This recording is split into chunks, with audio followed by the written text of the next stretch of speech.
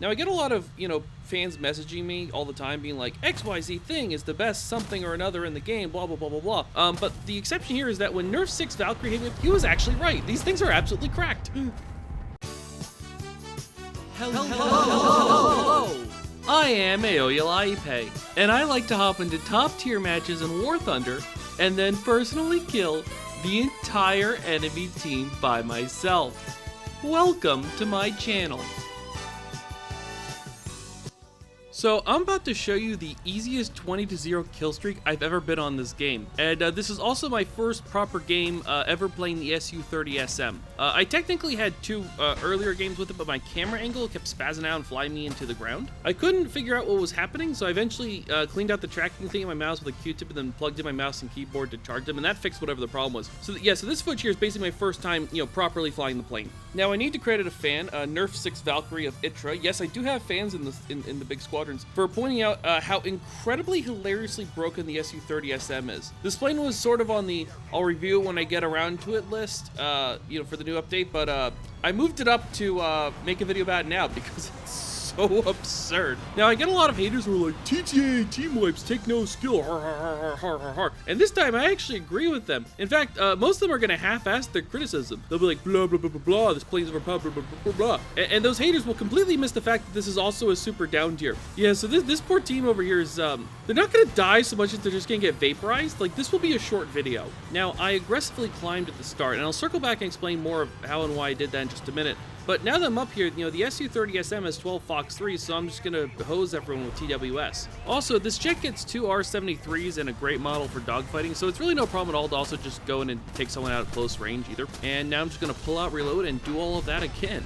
Now, as you could see a minute ago, the TWS looks incredibly fast, simple, and easy, and that's because it is. Now, you might be wondering, if it's so easy, why do you almost never use TWS in your videos, Aoyalaipe? You're usually an ACM quick lock fanboy. And that's because there's usually a few big problems with TWS, but this jet has none of those problems. Now, the first potential problem you would assume would be the R-77s. They usually can't hit someone from far enough away for TWS to be worth using. The practical range in an R-77 isn't really that good. However, this whole thing with the Su-30SM started when Nerf 6 Valkyrie hit me up and was like, what do you think of the new R-77-1? I was like, new missile? What new missile? I legitimately just somehow didn't realize that they came out with a new version of the R-77 this patch, and that the R-77-1 is also way longer range than the original R-77. So now it can hit people from really far away, and they're 50G missiles, so they actually will hit people from really far away. It's not just a theoretical capability. The only reason so many of my missiles are missing here is because I'm shooting down at people who are at really low altitude, and I'm also double tapping some of them. And, 2 missiles hitting 1 target results in 1 kill. Now, I get a lot of, fans messaging me all the time being like, XYZ thing is the best something or another in the game, blah, blah, blah, blah, blah. But the exception here is that when Nerf 6 Valkyrie hit me up to say the R-77-1 is the best missile in the game, he was actually right. These things are absolutely cracked.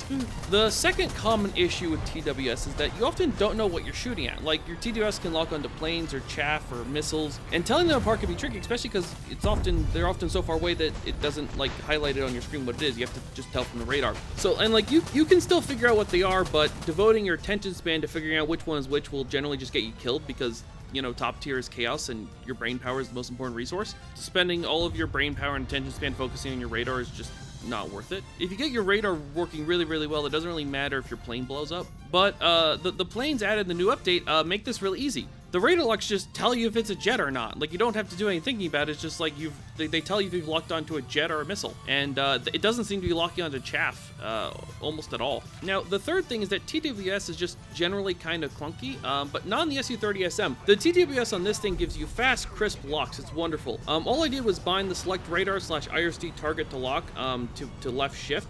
And I just spammed left shift over and over again until I soft locked everyone and shot R-77s at them. I did still occasionally have to switch to HMD to pick off individual players, but for the most part, TWS works with no BS. It's great. It's wonderful in this thing. That's honestly what sold me more than the missiles. Nerf 6 Valkyrie sent me a video being like, look at how awesome these missiles are. And I looked at the video, I was like, holy cow, look at how awesome those TWS locks are.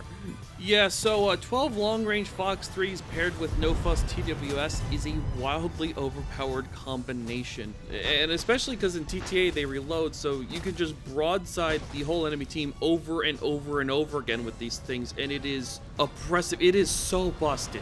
And as the enemy team is just gradually whittled down, you wind up having more missiles than enemy players, and you can start firing 2 missiles at everyone who is left. Just double tap them. It snowballs so brutally. So last video when I said the F-18C was the best plane in the game, unless something else was good in a way I didn't know about, this is an example of something being good in a way I didn't know about, at least at the time. I figured I'd make another F-18C video today, which would actually be funny, because I'd never covered a Swedish jet before. It was a Finnish jet, but it's in the Swedish tech tree. But if I'd made a Finnish F-18C video today, that would actually mean I would have made 3 videos on Swedish jets in a row. And if you're like, 3 videos, I made one on the Finnish MiG-21 BIS right before the update, but I haven't published it yet. I'll hold it until I get through the new planes. Hey, Olipe, which Swedish jets do you like? I really like the Finnish ones, the Finnish Swedish jets. Now, I need to explain the climbing thing I did at the start. Normally, I hit the deck and hug the ground at this battle range. That's how I fight matches. However, I prefer a high altitude strat with the Su-30SM. Now, you need to know how to notch missiles and out-turn them if you're up there, yeah. But as usual, the real secret is not getting shot at in the first place. So at the start of the match, players tend to group up, and enemy players will just aim their missiles and radar locks at the big group of enemy players in your team, and yours will aim it at theirs. However, if you climb really aggressively at the start of the match, just immediately go straight up with a plane that's really good at climbing, and you get a lot of vertical separation from your teammates, you won't really be in a place where enemy players will think to look for targets. Like, they can shoot at you, but they generally won't know that you're there, so it's a soft counter. They won't shoot at you. And if they do shoot at you, there will really only be 1 or 2 enemies firing 1 or 2 missiles at you from very far away. That makes it really easy to notch the missiles and out-turn them and deal with it. It's very easy. By the time you're ready to broadside the entire enemy team with a dozen R-77s, your own teammates, the sponges on your team that just went straight ahead like lemmings, yeah, those guys will be both far ahead of you and far below you. The fact that they're far ahead will spot enemy players for you, and the fact that they're far below you will distract the enemy players for you. Meanwhile, the enemy team probably won't have anyone that can actually spot you. So if you're firing from somewhere up in the clouds, they have no idea you're there. You're just raining down rods from God on them. It's great. So I mean, the plane itself is pretty bloody terrifying, but if you throw some skill on top, it's really the stuff of nightmares. And we're now nearing the end. Because I was just instantly vaporizing every single enemy player on repeat, my own teammates were able to cap all the objectives and hold them, so it was a pretty fast match. A quick match limits how many people I actually have time to kill, but still, a 20-0 kill streak isn't bad for my first drive with this plane. Anyways, don't forget to like and comment to feed the algorithm, and remember, if you subscribe or ring the bell, you won't need to remember how to spell Olipe next time you want to watch one of my videos.